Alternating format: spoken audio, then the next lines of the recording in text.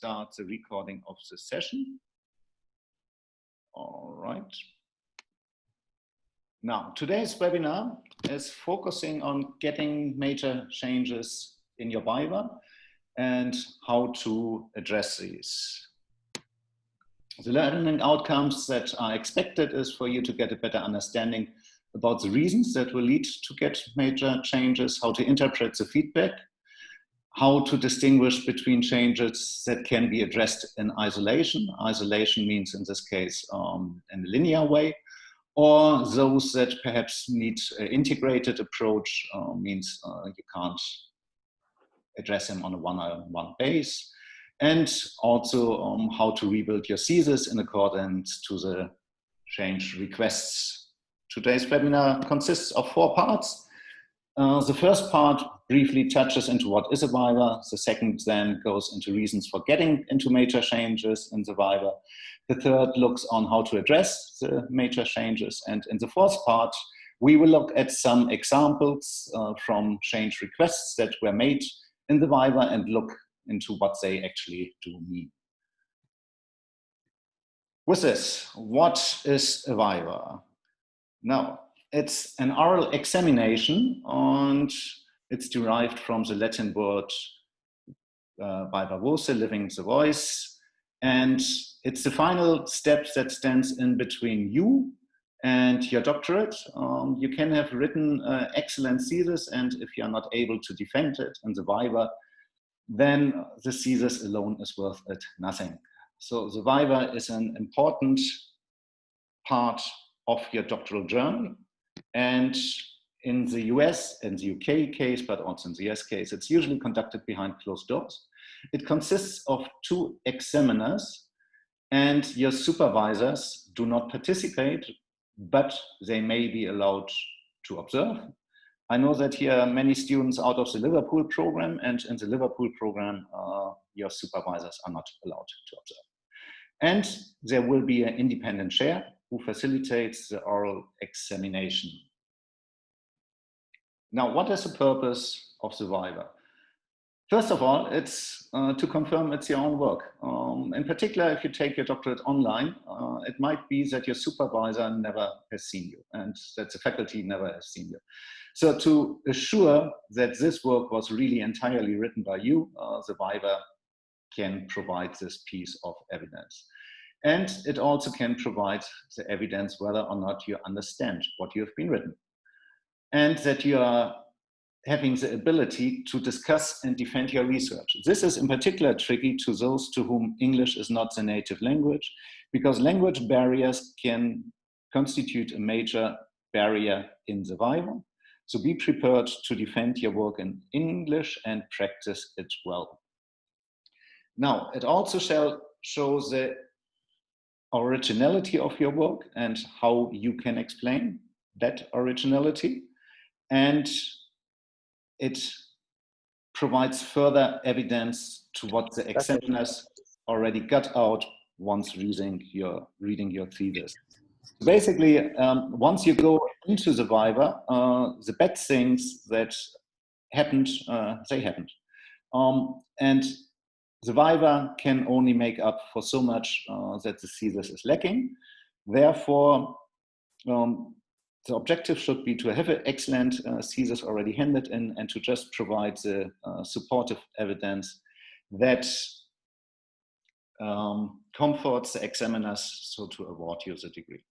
Now, talking about awarding the degree, I'm in this for many, many years, and I think I only came across 2 or 3 cases that were a straight pass. So this is extremely rare. What usually happens is that the degree is awarded subject to minor or major modifications, and minor modifications will be addressed usually within a time frame of 3 to 6 months, while major modifications need more time. So the difference in between a minor and a major, first and foremost, is laying in the time that the supervisors assume you will need to address those change requests. So this is highly subjective, but also highly personal to your case. If they see you're a full-time worker, or if they see that you just gave birth to kids, or that they see that we are just having a pandemic going on. All of those things will be taken into account to your particular case. So it's highly individual. Now, the Viva is also a pass or fail, but the fail actually happened much earlier. It happened once you put together your thesis. And it's also not a direct fail usually. So it's as rare to fail a Viva as it's rare to get a pass, direct pass. And what's happened more commonly, and what is one of the reasons that their attrition rates in doctoral programs are astonishing 50 to 70%, is a silent death. The silent death means you just give up and drop out, no further mate, and there you go. So this is one of the fails that still could happen, even though you passed the Viva. Because if you worked for 3 to 6 years on your thesis and it was not considered to be of minor, then perhaps you just don't know how to do it differently. So this needs to be evaluated. Now, before we come to the second part, are there any questions in general about what a Viva is? Anyone? All right. Andreas, it's Jim. Just a quick question there. So is the assessment strictly that you're talking about here, is it strictly on the oral defense, or does it also incorporate the examiner's view of the written, pardon me, the written thesis as well? So how much weighting is on in the Viva versus the written work? Right. I think both need to be seen together, because the Viva is just the oral defense on your written work. So it's not in isolation. It's not that you say, okay, 60% is the thesis, 40% is the Viva. No, it's just you're given the chance to explain what you have been written. And you also need to understand that not in all of the cases there is a Viva. There are many countries and many universities where the written thesis alone is the evidence base that's used to evaluate whether or not your work has been up to the standards. Likewise, the traditional doctorate system was awarding a thesis against publications, so not even considering the thesis. So the Viva is important where it is conducted, but it's not a percentage of the thesis. It's just supposed to provide additional evidence and for you to have the chance to explain what you've been writing, but also for the examiners to evaluate how much time will you need to fix what still is not up to the standards. Like if your methodology has flaws and in the Viva it becomes clear that you are clueless about the methodology, then likelihood is great you will need more than 12 months to address it, because first you need to get out of your cluelessness, and only then you can address it. If in the Viva you show, oh yeah, actually you considered that methodological flaw, but you couldn't change it for that and that reason, then it shows that you hold that knowledge, and then perhaps there will be even a discussion in between you examiners on how to correct that or not. Is that answering your question? Yes, it does. Thank you. All right. Are there any further questions on the first part? Good. So, what are reasons for failure? Now, reasons for failure can be for the thesis and for the Viva. As said, that cannot be looked in isolation though, but there are different things that examiners might be looking in. First of all, in the thesis, it's a malpractice like plagiarism, inadequate methodology, and so forth, as well as methodological flaws, or a failure to engage with the literature, or a lack of academic substance. Now, potential reasons for failure in the Viva are inability to answer questions about the thesis, deficiency in the candidate's knowledge, inability to justify decisions made, and giving answers that are severely wrong. Now, those are all more or less obvious things. And you can prepare, ideally before you hand in the thesis, and mitigate those things for happening. Malpractice, the most obvious is follow the best practice. If you don't know how to cite, well, you have many years to learn it. So this is something that's flagged up over and over. So something that does not need to happen. Methodological flaws surely can happen, but if you work over related studies, you at least can understand, judge, and evaluate how others have been doing it and how it has been working out. I mean, it's not like you are copy pasting something blindly. You will draw on related studies, and this is absolutely acceptable and expected, because science is on building on earlier achievement. That's why there is something like state of the art. Likewise, failure to engage with the literature. This is a bit more tricky, because you really need to learn how to engage in critical literature-based reflections. So this is something that will require lots and lots of training over the years. It's not coming easily. So this is something that needs to be taken serious. But if you train that very well, then something like lack of academic substance is very unlikely to happen to you. And to also be sure whether the substance is good, you might want to benchmark your thesis. Having said that, that also needs to be taken with caution, that suggestion, because often you don't really understand the quality level. Now, if your supervisor will read any thesis, they can spot early writing parts that sit next to late writing parts, good quality sitting next to initial not so good quality. And if you read a thesis of others, that might not be that obvious to you. Therefore, benchmarking, yes, but understand also that this risk exists.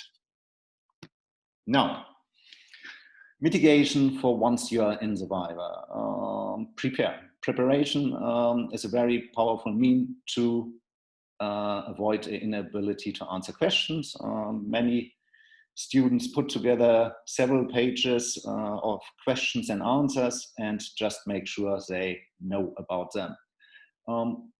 Understand the key literature within your borders and know your borders can help you to show your level of knowledge and to explain also where it is ending. Because a doctorate is expecting you to know about a tiny problem in depth, not in width. So therefore, it's clear you need borders, elsewise you can't cover all of the knowledge fields around. And once you are sure and certain about your borders, this will help you to objectively say, look, that was outside of the borders of this research, so I was reading a bit on there, but that's where it stopped, and that's also fine, and that will get you through. Now, you should justify the decisions and document the progression, and what you've been doing over the years as you go along can help you to understand 3, 4, 5 years later what has been happening and what have you been doing. So documenting what you're doing is a good way, but also do it based upon the facts and not based upon your feelings, which is something that often comes out as your not so good friends, that you say, yeah, I felt, or I wanted, well, it's not about you. It's about problem, it's about research methodology, and it's about how suitable that methodology is to the problem. And it's about the evidence that you take from the literature and how you analyze it. So basically, the role of you is very minimized in the research, and therefore also should be presented as such. And that will then also help you to avoid giving wrong answers, because you will make sure you have sorted through against the level of evidence that you were looking at and not on your feelings, which should be taken off. Is that making sense? I think in particular, the last point here is very important, that you need to understand what sort of person you are. Do you claim often you are right? Do you get aggressive once you are pushed? All of those things will backfire once you are in the Viva and you will show this type of behaviors. Now, coming to the backfiring, what will put examiners off? First and foremost, lengthy answers. And we do many mock Vivas at the doctoral hub, and it's a standard situation. You start out with an icebreaker question and say, so briefly explain me what we've been doing in your thesis. And before the candidate even is breathing, 10 minutes passed. That's not helping you. There's a 2 minutes rule. Make sure you stick to 2 minutes for each of the answer you give and 1 argument per answer. If there are more arguments, pause after the main argument, break them down, and loop them back after each of the 2 minutes. So less is more, and be precise. Imprecise answers, likewise, don't go down well. So make sure you understood the question, and if it's not understood, then ask for clarification. In particular, if English is not your native language, or in particular, if you do it remotely, the Viva via the internet, it's clear that you might not understand it, and that's absolutely fine. What does not go down well are uncritical answers or non-reflective answers. So both of those can be equally avoided. And actually, if you give uncritical answers and unreflective answers, likelihood is great that is also already mirrored in your thesis. So there comes a troublesome situation to a troublesome thesis that is likely not ending well. Complex answers. Now, this is something that you might not avoid that easily because you might be very nervous once you're in the Viva, which is understandable. However, once you're nervous, you're also more likely to give complex answers. So if you try to loop that back to the first advice, 2 minutes only, that can help you also avoid complex answers. Likewise, overly simple answers should be avoided, and covering up in contradictions are clear no-goes. Don't do that.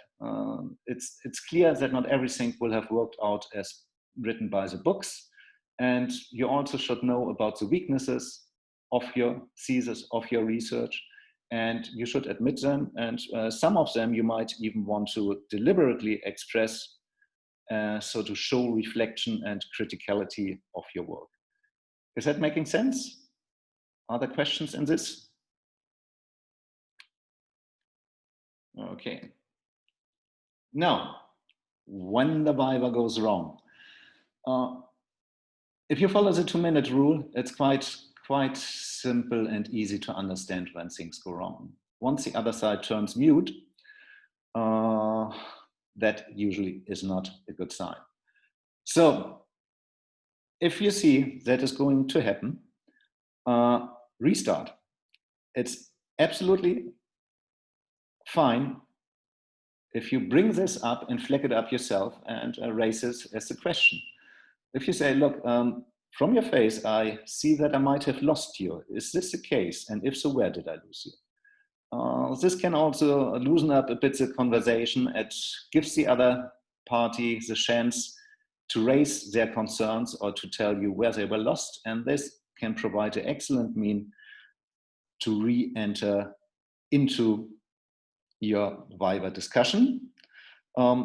Likewise, if you see that things don't work out, try to understand why.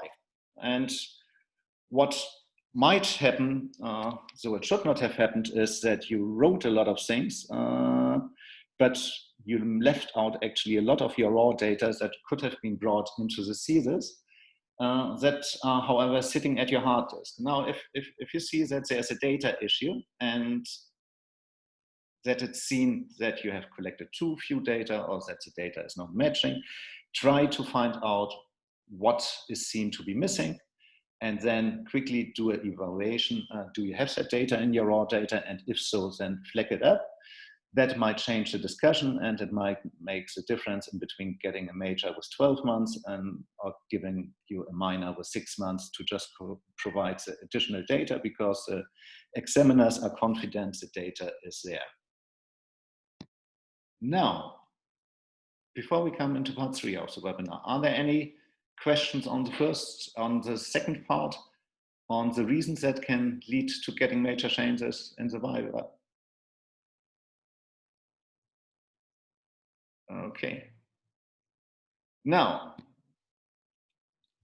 the third part might be a bit tricky. How to address major changes? Well, there are change requests and change requests.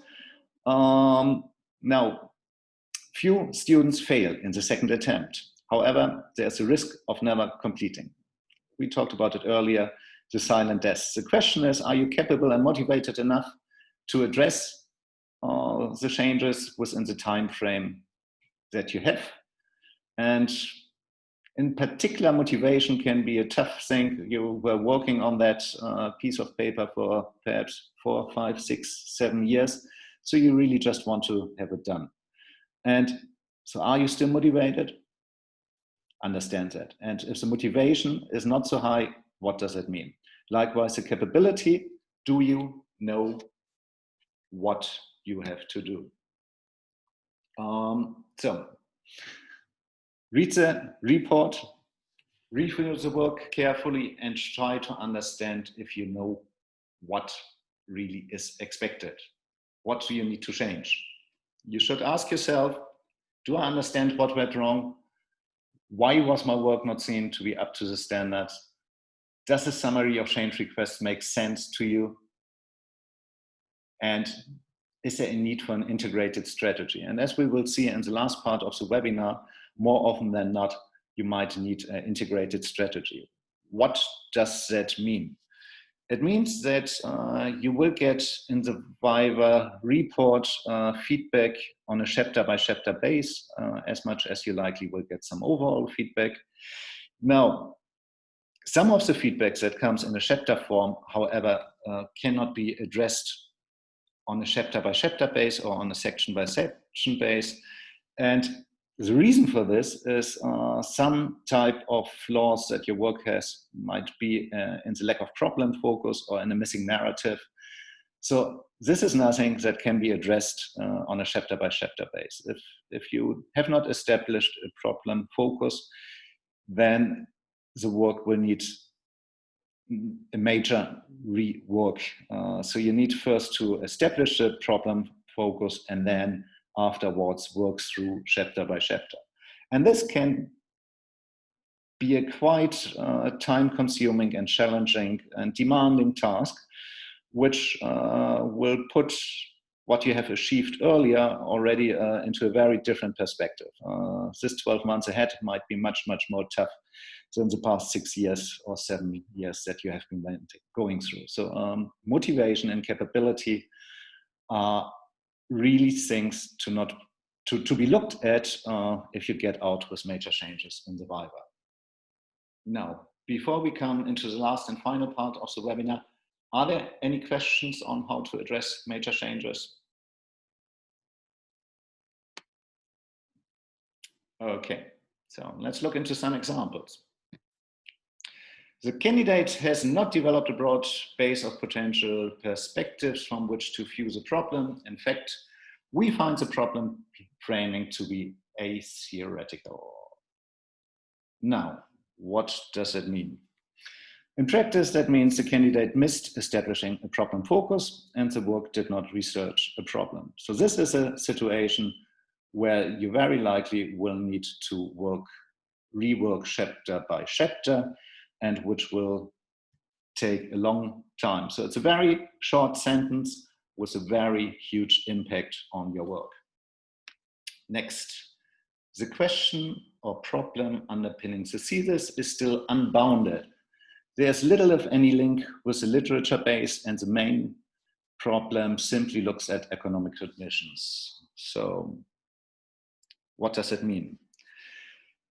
It again means the candidate missed establishing a problem focus, and consequently, the research question was not geared towards examining a problem, and it could not consequently critically engage with the literature. And if you see the work simply looks at economic conditions. It means it's very uncritical. Something is not working or something is not as it should be, but you're not really critically looking on what's going on here. Let's look into another example. The candidate needs to better define the problem and how each section helps in advancing the effort. All right. It's again the problem focus, but it also shows how each section helps advancing the effort. It means that section on section in the thesis usually should add knowledge and should show progression. And this apparently has not been the case.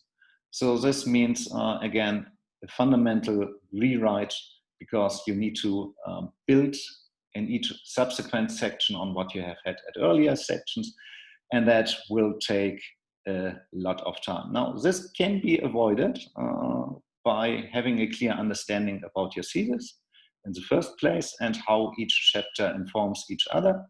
We have been running a number of webinars on how to mirror your work, and mirroring is a powerful tool to exactly avoid that and to assure that you know that your thesis is adding up and building up and how the things relate to each other. So that can be avoided in the first instance. So don't let it come to that point.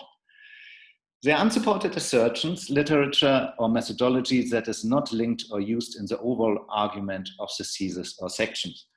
Now, this is again, first and foremost, showing that there's a lack of a problem focus. But if you would have mirrored out your thesis, you would have clearly seen what you use and what you do not use. Now, it's a standard situation that you start out your thesis with knowing not much about the field in which you carry out your research. So you start reading and writing first and foremost for you.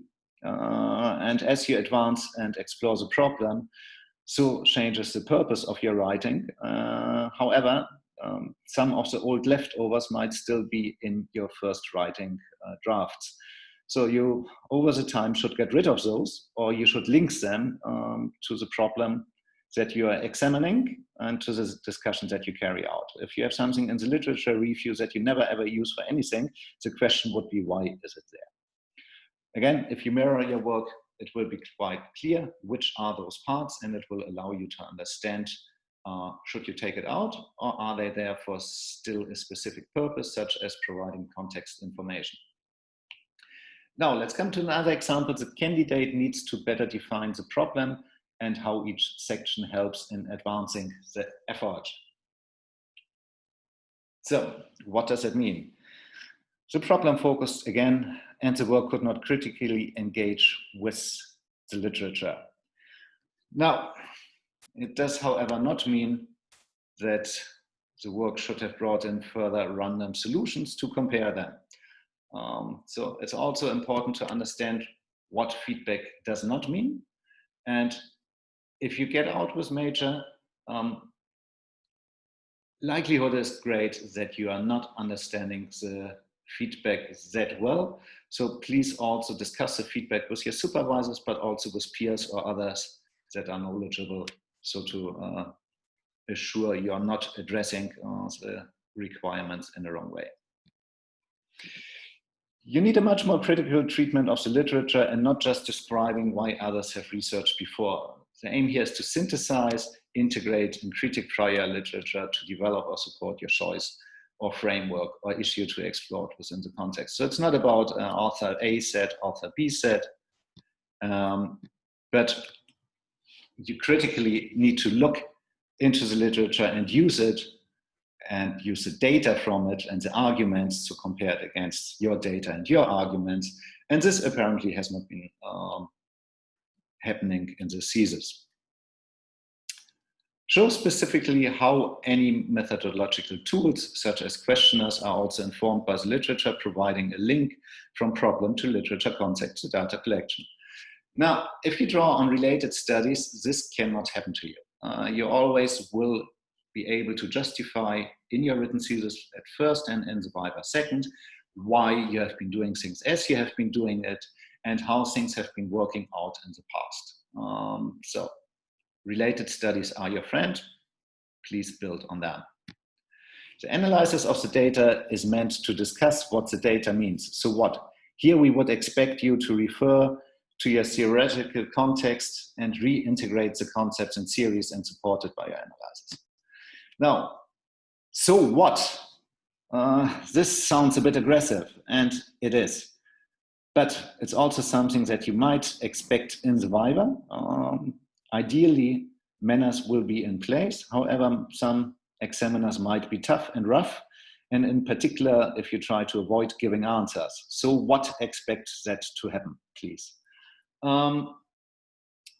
Next argument. The candidate should rewrite the aims and objectives, focusing them and explaining exactly what the goals of the thesis are. At the moment, this is vague and unclear, and when questions on this in the Viva, the candidate was not able to provide a clear explanation. So again, the problem focus, and likewise, if you don't have a problem focus, there's a lack in the narrative and things become more blurred and it's not clear why you were doing things.